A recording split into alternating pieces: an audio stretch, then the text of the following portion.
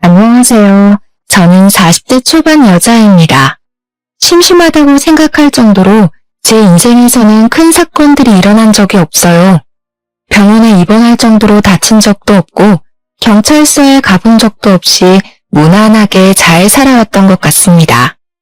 그런 저에게도 아주 폭풍처럼 휘몰아쳤던 엄청난 일이 닥치게 되었죠. 지금은 모두 정리가 되어 이렇게 이곳에 사연까지 남길 수 있을 정도로 마음이 많이 안정되었는데요.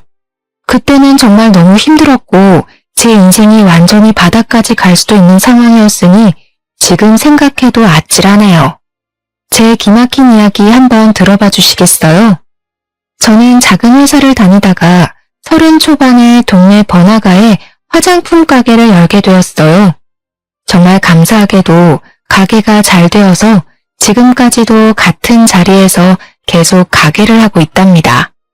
10년이 넘은 시간 동안 한 자리에 있으니 친한 단골분들도 정말 많고 근처 상가에서 일하시는 분들과도 두루두루 친하죠. 작게 하는 거지만 이것도 사업이라고 신경 쓸 것도 많고 해야 할 것도 참 많답니다. 그래서 저는 항상 밤늦게까지 문을 열어두고 일을 하곤 했어요. 직장에 다니는 친구들과는 시간도 잘 안 맞아서 점점 만나는 횟수도 줄어들고 주변 상가의 친한 지인들과 수다 떠는 낙으로 하루를 보내곤 했죠. 그래서 연애도 거의 해보지 못한 채 벌써 나이가 40이 넘었더라고요. 부모님도 계속 결혼을 얘기하시고 친구들의 아이들이 벌써 초등학교에 들어가는 걸 보면서 왠지 초조해지기도 했답니다. 하루는 같은 상가에서 남성복 가게를 하는 친한 지인이 은근슬쩍 말을 꺼내더라고요. 언니는 연애할 생각 없어? 우리 가게에 종종 오는 단골이 있는데 사람이 괜찮아 보이더라. 내가 물어보니까 언니보다 3살 어린데 싱글이래. 나이가 40인데 아직도 혼자면 어디 문제 있는 거 아니야? 그럼 언니는 뭐 문제 있어? 요즘은 다 늦게 하잖아. 그냥 편하게 한번 만나봐. 그렇게 소개팅을 하게 됐는데 나이에 비해서 젊고 옷도 깔끔하게 입은 모습에 호감이 느껴졌죠. 그동안 연애를 많이 해봤는지 농담도 하고 편하게 분위기를 이끌어주더라고요. 중소기업에 다닌다고 하는데 6시면 칼퇴근을 한다면서 일이 끝나면 간식거리를 사서 가게로 찾아오기도 하고요. 자연스럽게 주말엔 같이 밥도 먹고 데이트를 하게 되었네요. 그러다 보니 어느새 사귀는 사이가 되어 있더라고요. 워낙 남자친구 쪽에서 리드를 잘해줘서 그런지 모든 게 물 흐르듯이 진행이 된 것 같아요. 제가 아무래도 장사를 오래 해서 여성스러운 성격은 아니거든요. 좀 괄괄한 면이 있는데 남자친구가 워낙 다정하게 대해줘서 싸움이 일어나지 않더라고요. 저보다 나이는 어리고 연봉도 저와 비교도 안 되게 낮지만 이 남자와 결혼해도 친구처럼 잘 살 수 있을 것 같은 느낌이 들더라고요. 그렇게 프로포즈를 받고 결혼까지 하게 되었는데요. 그런데 남편에게는 다른 가정사가 있었어요. 내가 사실은 초등학생 때 부모님이 다 돌아가셨어. 그래서 계속 친할머니랑 살았고 얼마 전에 할머니도 돌아가셨고 왕래하는 친척도 없어. 사실 아주 외롭게 자랐지. 그래서 말인데 결혼식에 내 하객은 별로 없을 것 같아. 그 점이 좀 걱정이네. 그랬구나. 살아온 얘기 들으니 너무 마음이 찡하네. 그동안 외로웠던 만큼 내가 가족이 되어줄게. 결혼식은 그냥 간단하게 하자. 우리 가족이랑 자기 친구 몇 명만 초대해서 스몰 웨딩하면 되지. 난 괜찮아. 친정 부모님은 무슨 재혼도 아니고 결혼식을 그렇게 번갯불에 콩 볶아 먹듯이 하냐고 언짢아 하셨죠. 남편은 모아둔 돈도 없어서 제가 사는 아파트에 들어와서 살게 되었거든요. 저는 남편이 저보다 어리고 제가 금전적으로는 더 나으니까 상관없다고 생각했어요. 젊으니까 둘이 열심히 벌면 금방 일어날 수 있을 거라고 생각했고요. 부모님도 남편이 마음에 딱히 들진 않았지만 제가 나이가 좀 있다 보니 결혼하는 것만으로도 만족스러우셔서 허락을 해주신 것 같아요. 그렇게 제 명의 아파트에서 신혼살림을 시작하게 되었답니다. 첫 6개월 동안은 여느 신혼부부처럼 아주 달달하게 지냈답니다. 이래서 사람들이 결혼하는구나 싶을 정도로 남편도 다정하게 잘 대해줘서 저에게도 드디어 행복이 찾아왔나 싶었죠. 어느 날 옆집이 시끄럽길래 나가보니까 이사를 오고 있더라고요. 그리고는 몇 시간이 지나고 초인종이 울리더라고요. 문을 열어보니 젊은 여자가 4~5살 정도 돼 보이는 남자아이와 함께 서 있더라고요. 사람 좋게 웃으면서 저에게 떡 접시를 내밀었죠. 오늘 옆집에 이사 왔어요. 앞으로 잘 부탁드린다고 떡을 좀 가져왔어요. 상훈아, 인사해야지. 반가워요. 아주 귀엽게 생겼네. 몇 살이야? 4살이에요. 혹시나 아이가 시끄럽게 해도 이해 조금만 부탁드려요. 저희는 괜찮아요. 오른 저녁 늦게나 들어와서 듣지도 못할 텐데요. 남편분이랑 둘이 사시는 거예요? 부럽네요. 전 애기랑 둘만 살거든요. 제가 당황해서 대답을 고민하던 사이 갑자기 애가 우리 집으로 쏙 들어가 버리는 거예요. 애를 잡으려고 옆집 여자도 저희 집으로 들어왔습니다. 그래서 얼떨결에 같이 차 한잔 마시면서 이야기를 더 나누게 되었죠. 저보다 7살이나 어린데 혼자 아이를 키운다니 짠한 마음이 들더라고요. 대화해보니 나쁜 사람 같지 않고 해맑은 성격인 것 같아서 조금씩 친해지게 되었답니다. 아이가 어린이집에 가는 시간 동안 잠깐 아르바이트를 하는 게 전부라 형편도 그렇게 좋아 보이진 않더라고요. 저도 결혼을 했으니 저와 남편을 닮은 아이를 갖고 싶은 마음이 컸거든요. 그래서 나름대로 노력을 하고 있는데 잘 되지 않아 병원에 가야 될지 걱정을 하던 차였어요. 옆집 아이를 보니 저를 보고 웃고 장난치는데도 너무 귀엽고 예뻐서 저런 아들 하나 가졌으면 좋겠다는 생각이 저절로 들더라고요. 그러다 보니 아이하고도 장난치며 점점 스스럼 없이 지내게 되었죠. 제가 화장품 가게를 하다 보니 샘플이나 남는 화장품이 많거든요. 그래서 몇 번 화장품을 가져다 주니까 자기 나름대로 남을 묻혔다고 가져다 주고 과일도 갖다 주면서 서로의 집을 왕래하는 경우도 늘어나게 되었어요. 하루는 남편과 함께 출근하려고 현관문을 열었는데 마침 옆집 여자도 나오더라고요. 그런데 운동을 하러 가는 건지 착 달라붙는 레깅스와 짧은 티셔츠를 입고 있더라고요. 옆집 여자의 늘씬한 라인이 그대로 드러나는 옷이었어요. 어머, 언니, 딱 마주쳤네요. 어머, 남편분은 처음 뵙네요. 안녕하세요. 옆집 여자가 간드러지는 목소리로 남편한테 인사를 하더라고요. 남편도 옆집 여자를 빤히 보며 인사를 하는데 기분이 좀 그렇더라고요. 옆집 여자는 현관 복도에 배달된 생수 상자를 옮기려는 듯이 엉덩이를 높게 쳐들고 상자를 낑낑대며 밀기 시작하더라고요. 어찌나 자세가 민망한지 엉덩이를 한 대 쳐버리고 싶은 충동까지 일더라고요. 남편이 힐끔대길래 얼른 엘리베이터 쪽으로 등을 빨리 떠밀어 버렸답니다. 저는 사실 좀 살집이 있는 편이거든요. 나이가 있어서 그런지 날씬한 여자를 보면 좀 부럽긴 하더라고요. 그래도 그렇지 아침부터 그렇게 딱 붙는 옷을 입는 건 좀 아니지 않나요? 하루는 남편이 야근이라면서 밤늦게 온다고 하더라고요. 혼자 저녁 먹을 생각을 하고 있는데 초인종이 울렸어요. 어머 언니, 오늘 내가 요리를 아주 기가 막히게 했는데 내가 손이 아주 커서 양을 너무 많이 한 거 있죠? 바로 우리 언니 생각나더라고. 괜찮으면 우리 집에 와서 같이 저녁 먹어요. 그래서 같이 옆집에 갔는데 주방에 처음 보는 남자가 앉아있어서 좀 당황했어요. 언니는 처음 보겠다. 우리 사촌 오빠예요. 저 혼자 산다고 자주 도와주러 오거든요. 오늘도 형광등 갈아준다고 왔네요.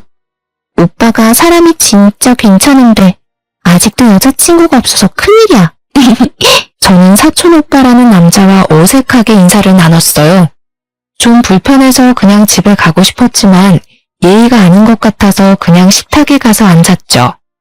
차려준 걸 보니 식사보다는 안주에 가까운 메뉴가 많더라고요. 역시나 옆집 여자가 술을 들고 왔어요. 마침 우리 아이도 오늘 친정집에 가서 자게 됐거든요. 그래서 오랜만에 사촌 오빠랑 회포 좀 풀려고 그랬는데 언니도 와서 딱 좋네요. 그런데 오빠분 불편하실 것 같은데 그냥 두 분이서 편하게 드세요. 그냥 난 집에 갈게. 아닙니다. 이경준이라고 편하게 불러주십시오. 이렇게 아름다운 분과 함께 있으니까 전 더 좋은데요. 같이 한잔 하시죠. 사촌 오빠랑 언니랑 아마 동갑일걸요? 둘이 편하게 친구하면 되겠네. 전 평소에 술이 약한 편이라 여러모로 이 자리가 불편했어요. 그래서 안주만 조금씩 깨작대고 있는데 사촌 오빠라는 사람이 자꾸 저에게 술을 권하더라고요. 어쩔 수 없이 조금씩 홀짝홀짝 마셨죠. 조금 먹었는데도 취했는지 살짝 어지러운 기분이 들었답니다. 옆집 여자와 남자는 신나게 수다 떨면서 분위기를 띄우더라고요. 남자도 화장실에 다녀온다 뭐 한다 하면서 일어섰다가 다시 앉았는데 제 팔꿈치가 닿을 정도로 제 옆에 너무 가깝게 앉더라고요. 옆집 여자는 어디 갔는지 보이질 않고 남자와 저만 남아있게 되었어요. 제가 처음 본 순간부터 얘기했지만 정말 아름다우십니다. 그러면서 남자가 제 손목을 슬쩍 잡는 게 아니겠어요? 저는 너무 놀라서 벌떡 일어났습니다. 지금 뭐 하시는 거예요? 저 유부녀예요. 동생한테 못 들으셨어요? 저는 기분이 너무 불쾌해져서 집으로 와버렸어요. 그 일이 있은 후에는 일부러 옆집이 나가는 소리가 들리면 한참 후에 나가는 식으로 옆집 여자를 좀 피하려고 했답니다. 그렇게 시간이 꽤 흘렀을 때였는데요. 저녁밥을 하고 있는데 초인종이 울렸어요. 직감적으로 옆집 여자라는 생각이 들어서 문을 안 열려고 했는데 글쎄 남편이 이미 열었더라고요. 어쩔 수 없이 현관으로 나가보니 옆집 여자가 끈 나시티 하나에다 짧은 반바지만 입고 서 있는 거 있죠? 언니, 요즘 많이 바쁜가 봐요. 통 얼굴을 못 보네요. 우리 아들이 먹고 싶다고 해서 김밥 좀 많이 했거든요. 좀 드셔보세요. 아이고, 나가서 사 먹는 김밥처럼 정말 잘 싸셨네요. 정말 잘 먹겠습니다. 잠깐 들어오실래요? 이제 밥 먹어야 되는데 들어오긴. 밥을 벌써 다 해서 김밥은 내일 아침에 먹으면 되겠네. 암튼 고마워. 잘 가.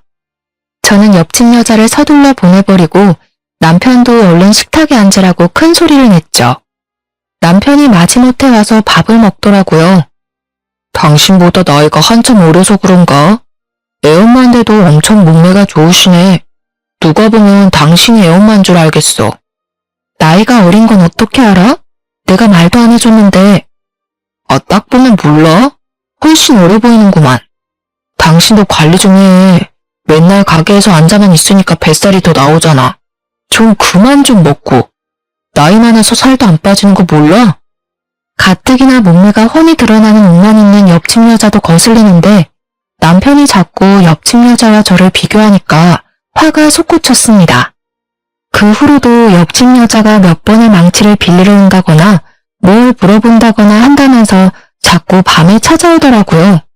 그때마다 남편하고 얼마나 간드러지게 대화를 하는지 한 번은 날 잡아서 말을 좀 해야겠다고 생각하고 있었죠. 남편이 계속 늦게 들어오고 대화도 예전처럼 많지도 않아서 같이 있으면 좀 서먹한 느낌까지 들더라고요. 이럴 때 아기가 있으면 아기 재롱에 같이 웃기도 하면서 살면 얼마나 좋을까 하는 마음이 자꾸 생기더라고요. 하지만 한약도 먹어가며 노력을 해봐도 좋은 소식은 쉽게 찾아오지 않았답니다. 온 신경이 아기 생각에 쏠려서 한 달 한 달 기대와 실망을 반복하며 지내니 제 자신조차도 황폐해져가는 기분이 들었어요. 밖에서 저보다 나이 어린 여자들이 유모차를 끌고 가는 모습을 보면 얼마나 부럽고 좋아 보이던저. 나는 저런 행복을 영영 느껴보지 못하는 게 아닐까 하는 조급함이 밀려오고 좀 더 어릴 때 결혼을 했어야 했다는 후회도 들곤 했어요. 남편과의 사이를 좀 돈독하게 만들어 보려고 오랜만에 주말에 밖에서 데이트를 하자고 했죠. 남편이 어찌나 귀찮은 표정으로 싫은 티를 내던지 서운하더라고요. 어르고 달래서 현관문을 나서는데 옆집에서도 인기척이 나는 게 아니겠어요? 옆집 여자가 착 붙은 원피스를 입고 아들 손을 잡고 나오더라고요. 어머 언니, 오늘 너무 예쁘시네요. 어디 좋은 데 가세요? 주말이니까 남편이랑 데이트 좀 하려고. 어머, 너무 부럽네요. 어디 가는데요? 저도 날씨 좋아서 우리 아들이랑 산책하려고 나온 거거든요. 그때 아이가 남편에게 달려오더니 남편 손을 탁 잡는 게 아니겠어요. 남편이 당황해서 저와 옆집 여자를 번갈아 가면서 쳐다보더라고요. 아이가 남편 손을 막 잡아 끌고 엘리베이터 앞으로 가서 어쩔 수 없이 같이 나가게 되었어요. 아파트를 나서서 걸어가는데 아이가 남편 손을 꼭 잡고 걷고 그 옆에 어느새 옆집 여자가 붙어서 걸어가고 있더라고요. 엉겁결에 저는 맨 뒤로 뒤쳐져서 따로 걷게 되었죠.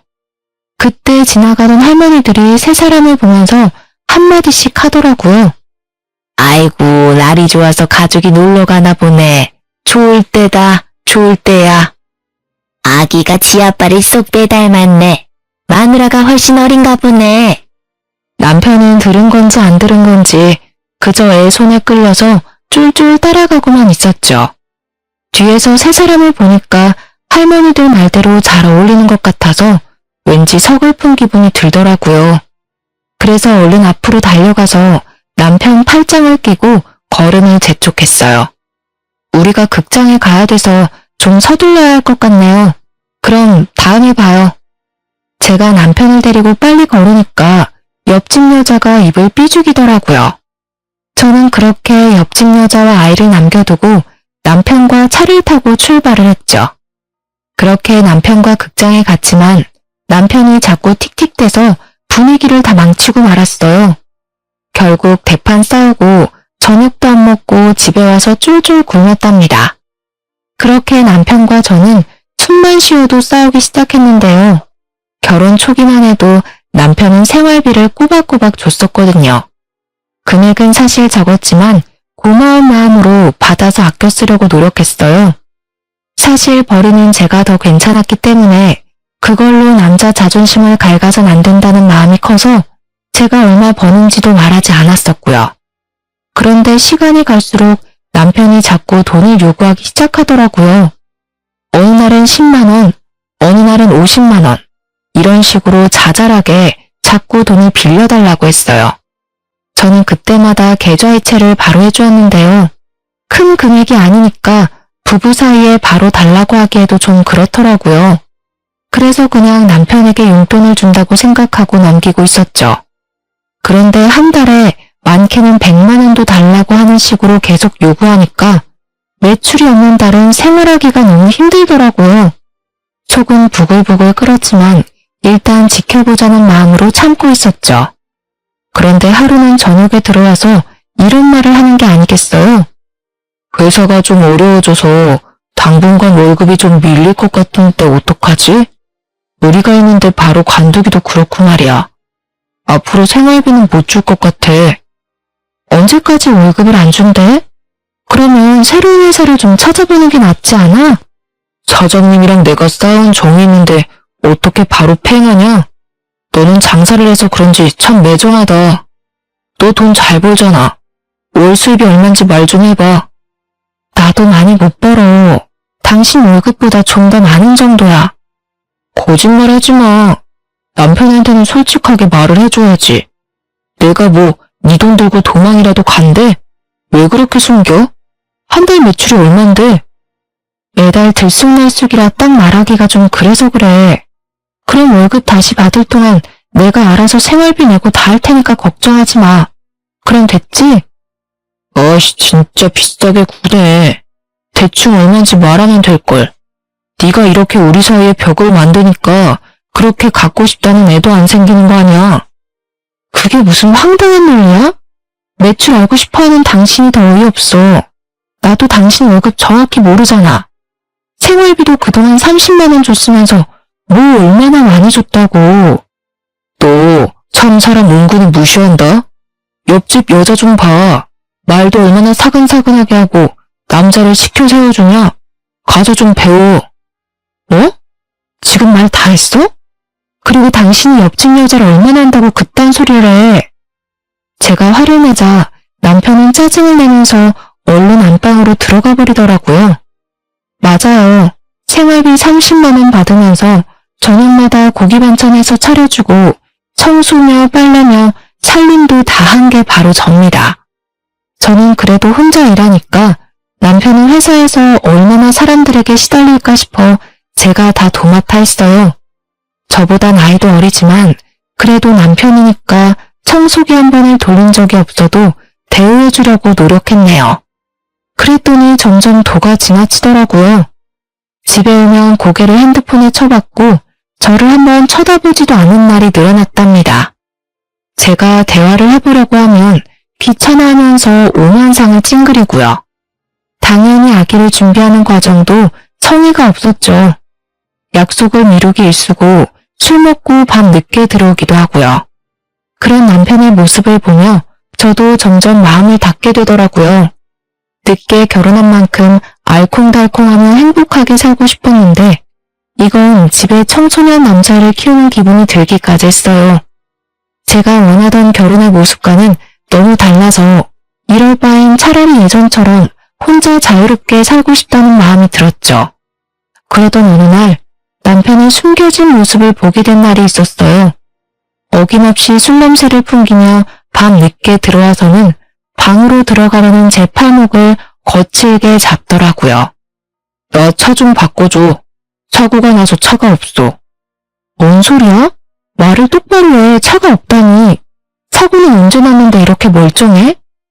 아무튼 사고 나서 차 폐차시켜버렸으니까 당장 차 좀 한 대 뽑아줘. 당신 능력 있잖아. 응? 야밤에 뭔 홍두깨 같은 소리를 하고 있어.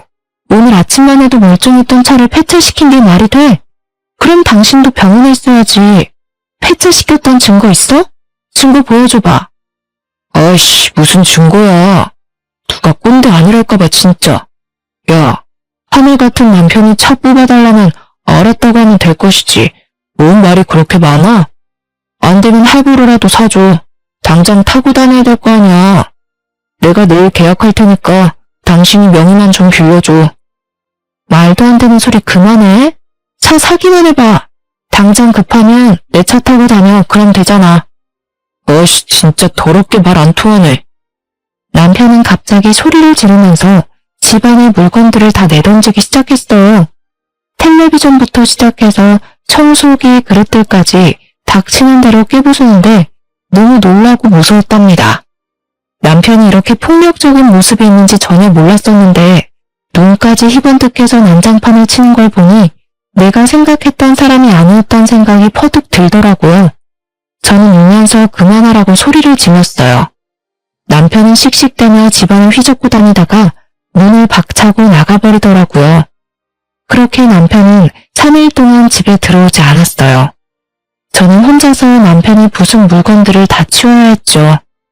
지금도 그때 혼자 울면서 집을 정리했던 기억을 떠올리니 당시에 비참했던 기분이 떠올라 눈물이 날 것 같네요. 저 역시 남편에게 연락도 하지 않았는데 저녁에 집에 가보니 아무 일도 없었다는 듯이 텔레비전을 보고 있더라고요. 그러고는 자연스럽게 저한테 말을 걸고 그 일이 있었던 이전처럼 행동하는 게 아니겠어요? 지금 생각해보면 그때 남편이 하는 대로 넘어갔으면 안 되었는데 바보 같던 저는 사과 한마디 못 받고 그렇게 구렁이 담 넘어가듯이 넘어가는 남편을 받아줬네요. 저도 장사를 하니까 말하는 걸로는 지지 않는 편인데 남편은 진짜 못 이기겠더라고요. 상황에 맞춰서 얼마나 말을 잘하고 잘 넘기는지 어느새 남편한테 끌려다니는 상황이 되곤 했답니다. 그렇게 다시 평범한 일상을 지내고 있었는데 가게로 옆집 여자의 사촌 오빠가 찾아온 게 아니겠어요? 어떤 남자 손님이 자꾸 저를 흘깃거리길래 말을 건네려고 가까이 가보니 그 남자더라고요.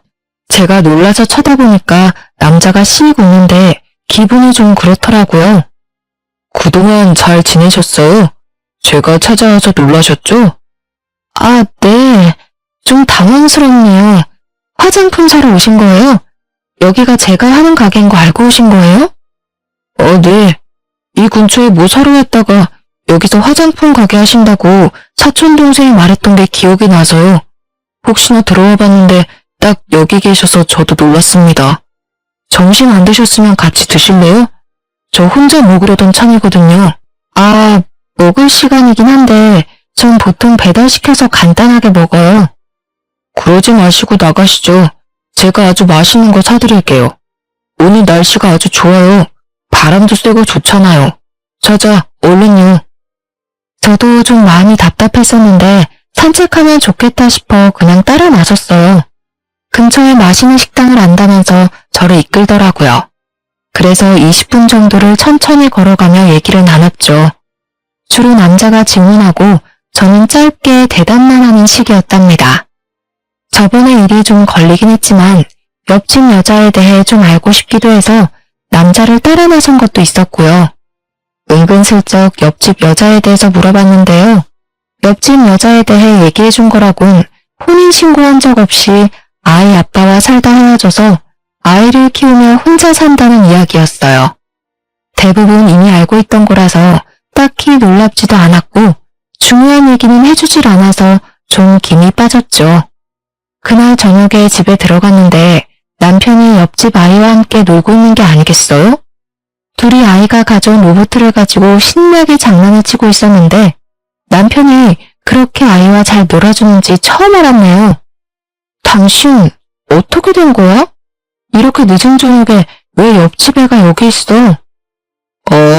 갑자기 급한 일이 생겼다고 잠깐만 맡아달라고 부탁을 하더라고. 그래서 몇 시간만 봐주기로 했어. 이웃지간에 그 정도는 도울 수 있잖아. 그래 뭐. 근데 당신이 이렇게 애랑 잘 놀아주는지 몰랐네? 뭘 잘 봐. 그냥 같이 좀 놀아만 주는 거지. 아 시끄러워. 얼른 저녁이나 해. 애도 밥은 먹여서 보내야 할 거 아니야. 옆집 여자가 밉상이어도 애가 무슨 잘못이 있겠나 싶어 아이가 잘 먹을 만한 반찬으로 저녁을 준비하기 시작했어요. 어느새 남편과 아이는 안방에 들어가서 뭘 하는지 깔깔 웃는 소리가 거실까지 들리더라고요. 저는 밥 먹으라는 소리를 하려고 안방 문을 살짝 열었는데 아이가 남편에게 아빠라고 말하는 걸 똑똑히 듣고 말았습니다. 한 번이면 모르겠는데 두 번이나 들어서 너무 놀라 문을 활짝 열었죠. 지금 얘가 아빠라고 하지 않았어? 분명히 들었는데? 뭔 소리야. 그런 적 없는데. 잘못 들었겠지. 내가 두 번이나 분명히 들었어. 아빠 이거 해줘. 이랬잖아. 당신은 못 들었어? 그랬나? 들은 것 같기도 하고. 아, 애가 말한 걸 뭘 그렇게 신경을 써. 배고파. 저녁 다 됐어? 남편은 또 어물쩍 넘어가더라고요. 남편과 아이가 밥 먹는 모습을 보는데 기분이 굉장히 꺼림칙해서 목으로 밥이 잘 안 넘어갈 정도였답니다. 밤 10시가 되도록 옆집 여자는 오지 않았고 아이는 남편의 무릎을 베고 아주 편하게 잠이 들어 있더라고요. 가뜩이나 아기를 갖고 싶은 마음이 큰데 남편이 다른 집 애를 저렇게 자기 자식 마냥 재우고 있는 걸 보니 여러 가지 감정이 스쳐가더라고요. 그때 마침 옆집 여자가 아이를 데리러 왔답니다. 어머 언니, 너무 미안해요. 언니한테도 말을 했어야 하는데 아까 너무 급한 일이 있어서 남편분께 아이를 좀 맡겼네요. 그럴 순 있는데 앞으로는 좀 조심해줘. 주변의 지인이나 가족한테 먼저 물어보는 게 순서 아니겠어? 근데 내가 좀 이상한 게 있는데 아까 아이가 우리 남편한테 아빠라고 부르더라고. 아, 그래요? 사실은 우리 아들이 아빠를 본 지가 오래돼서 그런지 어른 남자만 보면 아빠라고 부르곤 하더라고요. 심지어 우리 사촌 오빠한테도 아빠라고 한다니까요. 어머 언니 놀라셨겠다. 옆집 여자는 호들갑을 떨면서 아이를 데리고 가버렸어요. 남편은 저한테 인정도 없다느니 하면서 궁시렁대더라고요. 얼마 지나지 않아 남편은 회사에 일이 없다면서 아예 나가지도 않았는데요. 매일 집에서 핸드폰이나 보고 게임만 하는 날이 늘어만 갔죠. 그 와중에 보이스피싱을 당했다면서 1,000만 원을 빌려달라고 하질 않나 용돈을 달라고까지 해서 저는 혼자 살 때보다 훨씬 많은 지출을 감당해야 했어요. 돈을 안 주면 저한테 욕을 하거나 화를 내는 날도 많아져서 저는 지칠 대로 지친 상태였죠. 그렇다고 대출을 받을 순 없으니 저는 더욱 아껴서 생활해야만 했어요.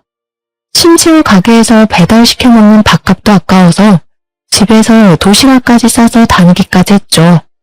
그런 제 사정은 아는지 모르는지 남편은 비싼 구두나 옷도 사들고 오기도 하고 우연히 핸드폰으로 온 카드 명세서를 봤는데 몇백만 원 단위인 거예요. 저는 머리끝까지 화가 나서 이성을 잃었답니다. 돈도 안 벌면서 카드값이 이게 말이 돼? 당신 미쳤어? 요즘 나도 장사 안 돼서 대출까지 받을 판이야. 대출도 다 재산이야. 받을 수 있으면 좀 받아와. 이왕이면 이 집 담보로 좀 넉넉하게 받는 게 어때? 뭐? 무슨 말도 안 되는 소리야. 당신 돈이 어디서 나서 이렇게 카드를 팍팍 긁어? 이 옷은 또 뭐고? 난 티조가리 하나도 못 사 입는데 이거 엄청 비싼 거 아니야? 잔소리 좀 그만해. 맨날 바가지를 긁어대니까 난 네 얼굴만 봐도 지긋지긋해. 이래서 남자가 길을 펴겠어? 그렇게 남편은 또 집을 나가버렸고 이제는 대놓고 외박을 하더라고요. 저도 남편에게 조금의 미련도 남아있지 않아서 들어오든 말든 신경도 쓰지 않았죠. 그러던 어느 날 남편이 제 얼굴에 사진 몇 장을 휙 던지는 게 아니겠어요. 어이가 없어서 사진들을 살펴봤는데 사진 속에는 저와 옆집 여자의 사촌오빠가 나란히 걷고 있는 모습이 담겨 있었어요. 저는 황당한 얼굴로 남편을 바라봤죠. 너 바람났냐? 어떤 놈이야? 어떤 놈이길래 대낮 붙어 이딴 데를 드나들어? 도대체 무슨 소리야? 그냥 걷는 사진인데 무슨 말도 안 되는 소린데. 그리고 이 남자, 옆집 여자 사촌오빠야. 야, 사진 똑바로 봐. 뒤에 찍혀있는 장소를 보라고. 이렇게 증거가 있는데 발뺌이야? 너 당장 이혼이야. 참나 어이가 없어서 간판 코딱지만하게 보이는 걸 갖고 우기는 거야? 이딴 걸 지금 증거라고 들이미는 거야? 다른 남자랑 같이 있는 사진이 찍혔는데 뭔 말이 많아. 네가 바람핀 거고 네가 유책 배우자야. 네가 날 배신했고 난 절대 안 봐줄 거니까 변호사나 준비해. 이거 말고도 다른 증거 차고 넘쳐. 이 남자 옆집 여자 사촌 오빠라니까. 내가 옆집 여자 불러올게. 물어보면 되잖아. 저는 옆집 여자에게 연락해서 집으로 좀 와달라고 했죠. 바로 초인종이 울리고 옆집 여자가 실실 웃으면서 집 안으로 들어오더라고요. 옆집 여자가 바닥에 떨어진 사진 한 장을 집어들고 한참 바라봤어요. 어머 언니, 이 사진은 뭐예요? 우리 사촌 오빠랑 바람난 거예요? 이거 웬일이야? 거봐, 이분도 나랑 같은 말을 하시네. 감히 나 몰래 다른 놈을 만나? 내가 무조건 소송 걸 거야. 어쩐지 우리 사촌 오빠가 요즘 만나는 여자가 있다고 하더니 그게 언니였는지는 상상도 못했네요. 아, 그러셔? 그럼 어디 다른 증거도 좀 보여줘봐. 이까짓 거로 소송한다니 머리가 떨어져도 한참 떨어지는 거 아니야? 그럼 이건 어때? 이 정도는 돼야지. 저는 남편 핸드폰으로 동영상 하나를 전송했어요. 동영상을 보기 시작한 남편의 얼굴이 사색이 되어 가더군요. 동영상 안에는 남편과 옆집 여자 그리고 사촌 오빠가 커피숍에서 대화를 나누는 장면이 찍혀져 있었거든요. 아, 진짜 돈 뜯어내기 더럽게 어렵다니까. 이번에 1,000만 원도 간신히 뜯었어. 이 뚱땡이랑 언제까지 살아야 되냐? 역겨워 죽겠어. 빨리 끝내고 싶다 진짜. 조금만 참아 자기. 증거 조금만 더 만들면 바로 작업 들어가자. 나도 우리 자기 그 여자 옆에 두는 거 살 떨리기 싫어. 남편과 옆집 여자는 하얗게 질린 얼굴로 서로를 멍하게 바라보고 있더라고요. 저는 남편에게 다가가서 뺨을 아주 세게 때렸어요. 그리고 남편의 멱살을 잡고 거칠게 흔들기 시작했어요. 뭐? 내가 유책 배우자라고? 누가 누굴 배신해? 야, 이 버러지만도 못한 사기꾼아. 네가 어떻게 나한테 이래? 여보, 다 오해야. 이걸 어디서 봤는지 모르겠는데 이건 분명히 조작이야. 난 이 여자를 밖에서 만난 적도 없는데 어떻게 이런 게 찍혀. 이건 날 모함하는 거라고. 개풀 뜯어먹는 소리 하고 있네. 네가 뭐 얼마나 대단한 작자라고 누가 널 모함해. 둘이서 연극하면서 나 하나 바보 천치 만드니까 기분 좋았니? 아주 신났어. 저는 바로 옆집 여자의 머리채를 확 휘어잡고 거칠게 양옆으로 흔들기 시작했어요. 머리카락을 한 움큼 뽑고서는 비명을 지른 옆집 여자를 바닥으로 밀어버렸죠. 옆집 여자가 고개를 바닥에 박고 덜덜 떨고 있더라고요. 사기칠 위인도 못 되는 이 무식한 것들아. 니네야말로 바닥까지 떨어질 준비해. 언니, 잘못했어요. 한 번만 봐주세요. 너무 살기가 어려워서 그랬어요. 우리 어린 아들을 봐서라도 한 번만 봐주세요. 네? 웃기고 있네. 네 그 애틋한 아들 오늘부로 못 볼 테니까 가거나 해도 남의 눈에서 눈물 나게 하면 네 눈에선 피눈물 나는 법이라는 걸 확실히 알게 해줄게. 저는 옆집 여자에 대해서 여러모로 이상하다는 걸 느끼고 있었는데 사촌 오빠라는 남자와 밥을 한번 먹은 뒤로 그 남자가 뭘 숨기고 있다는 인상을 강하게 받았답니다. 마침 같은 건물에 흥신소가 있었는데 오며 가며 인사를 했던 기억이 있어서 한번 속는 셈 치고 찾아가 보게 되었어요. 사촌 오빠라는 남자에 대한 정보를 좀 찾아달라고 했더니 이틀도 안 돼서 알려주었는데요. 결과가 아주 놀랍더라고요. 그 남자는 옆집 여자와 친척 사이는 당연히 아니었고 사기 전과도 있는 사람이었어요. 저는 바로 남자에게 연락해서 한번 만나자고 했는데 아주 반기면서 바로 약속을 잡더라고요. 커피숍에서 마주한 남자는 아주 사람 좋은 웃음을 지으며 저를 은근한 눈빛으로 바라보는 게 아니겠어요.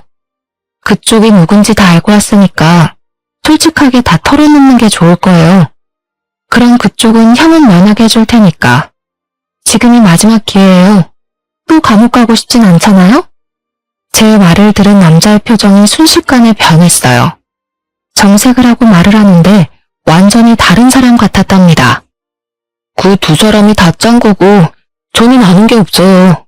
그냥 그쪽이랑 바람만 펴주면 3천만 원 준다고 해서 하게 된 거예요. 우리가 지금까지 뭘 한 것도 없고 난 잘못한 거 없잖아요. 난 빼줘요. 그니까 지금 싹 털어놓고 나한테 협조하라고요. 그리고 두 사람이랑 만났을 때 얘기하는 거 동영상 찍어서 나한테 넘겨요. 남자는 다시 감옥에 가는 게 싫었는지 바로 남편을 배신하고 모든 진실을 털어놓더라고요. 사실 남편과 사촌 오빠라는 그 남자는 20대 때부터 알고 지낸 친구 사이라고 해요. 둘 다 사기죄로 구치소에 갔을 때 만나서 지금까지 서로 사기치는 걸 도와주는 관계였던 거죠. 남편은 반반한 외모 믿고 외로운 여자들한테 접근해서 사귀는 척하면서 돈을 빌리고 사업한다고 투자도 받는 식으로 사기를 치고 다녔다고 해요. 그러다가 소송 이혼을 해서 승소하면 여자의 재산의 절반까지 받을 수 있다는 걸 알게 돼서 작정하고 사기 결혼까지 하기로 한 거죠. 돈을 잘 벌고 재산도 좀 있는 여자들을 찾아다니다가 우연히 옆 가게에서 장사하는 지인에게 제 이야기를 듣게 된 거고요. 그렇게 제가 남편의 첫 사기 결혼 상대가 된 것이었어요. 더 기막힌 건 옆집 여자는 남편과 오래 사귀고 사실혼 관계였다는 거죠. 그 아이도 당연히 남편의 아이였고요. 남편은 저와 결혼하고 혼인신고까지 하는 것을 성공한 뒤에 옆집으로 그 여자와 아이를 불러들이고 제가 사촌 오빠랑 바람이 나도록 만들려고 한 거였죠. 믿을 수 없는 현실 앞에서 앞으로 닥칠 일이 너무나 무서워 몸서리가 쳐졌답니다. 경찰서 한번 가보지 않고 살았던 제 인생에 이런 믿을 수 없는 사건이 벌어지다니 부모님 볼 명목도 없고 미치겠더라고요. 그동안 오래 장사하면서 좋은 사람인지 나쁜 사람인지 딱 알아볼 수 있다고 말하고 다니곤 했던 제 자신이 얼마나 창피했는지 몰라요. 남편에게 배신당한 것도 당한 거지만 도대체 어떻게 해결을 해야 하는지 깜깜하더라고요. 모든 진실을 알고 난 뒤에 혼자 가슴을 쳐가며 몇 날 며칠을 목 놓아 울었답니다. 무릎 꿇고 잘못했다면서 저를 회유하려는 남편을 차가운 눈빛으로 째려보았어요. 그동안 이 뱀 같은 남자의 새치화에 얼마나 농락을 당했는지요. 그래도 남편이라고 영양제까지 매일 갖다 바치면서 내조하려고 했던 제 자신이 불쌍하고 또 불쌍했어요. 여보, 잘못했어. 내가 머리가 어떻게 됐나 봐. 한 번만 용서해주면 이제 당신만 바라보면서 살게. 우리 이쁜 아기도 낳아서 오손도손 잘 살아봐야지. 아기 같은 소리 하네. 네 친구가 그러더라. 너 정관수수했다며. 난 그것도 모르고 하루하루를 테스트기에 가며 가슴 졸이고 살았는데 그런 나를 보면서 얼마나 웃겼겠어? 뭐? 오빠, 이 여자 말이 진짜야? 언제 수술했어? 우리 둘째 갖자는 말은 다 거짓이었어? 나 둘째 갖고 싶다고 했잖아. 아, 시끄러워. 지금 상황 파악 안 돼? 지금 그딴 말을 왜 하는데? 아주 너네는 천생연분이다. 둘이 감옥 가서 천년만년 잘 살아봐. 지금 도망치려고 해도 소용없어. 이미 밖에 경찰차 다 와 있거든. 때마침 제 신고를 받고 온 경찰이 집 안으로 들어왔어요. 경찰을 본 두 사람이 아연실색하는 꼴이 얼마나 가짠턴죠. 여보, 한 번만 봐줘. 무슨 집안일로 경찰까지 부르고 그래. 여보, 제발. 남편과 옆집 여자는 경찰들한테 질질 끌려서 차에 태워졌답니다. 끝까지 안 가려고 바닥을 기면서 버티는데 아주 못 봐주겠더라고요. 그 후로 두 사람은 사기죄로 나란히 감옥에 들어가게 되었어요. 사촌 오빠라는 남자도 당연히 경찰 조사 끝에 형이 인정되어 구치소에 수감되었고요. 저는 감옥에 있는 남편과 이혼 소송을 진행했고 적지만 위자료도 챙길 수 있었죠. 옆집 여자 상대로 상간녀 소송도 바로 진행해서 옆집에 새들면서 냈던 보증금을 위자료로 모두 받아낼 수 있었답니다. 그게 그 여자의 전 재산이었거든요. 저는 그 이후로 충격이 너무 커서 가게를 좀 쉬었다가 최근에서야 다시 일을 시작했답니다. 이제는 많이 괜찮아져서 이렇게 사연도 보낼 수 있게 되었죠. 따지고 보면 제가 잘못한 건 전혀 없는데 왜 제 인생을 슬픔과 후회로 낭비하고 살아야 하나 생각이 들더라고요. 그래서 툭툭 털어내고 후련하게 저의 인생을 씩씩하게 살아내기로 다짐했어요. 딱히 나쁜 일을 저지르지 않고 평범하게 살았었는데 사기꾼과 결혼을 했었다니 얼마나 기막힌 노릇인지 몰라요. 그 뒤로는 사람을 만날 때 더욱 조심하게 되더라고요. 제 기막힌 사연 들어보시니 어떠셨나요? 여러분도 사람을 만날 때 어떤 사람인지 잘 따져보시고 만남을 이어가시면 좋을 것 같아요. 제 이야기 들어주셔서 감사합니다. 모두 행복하세요.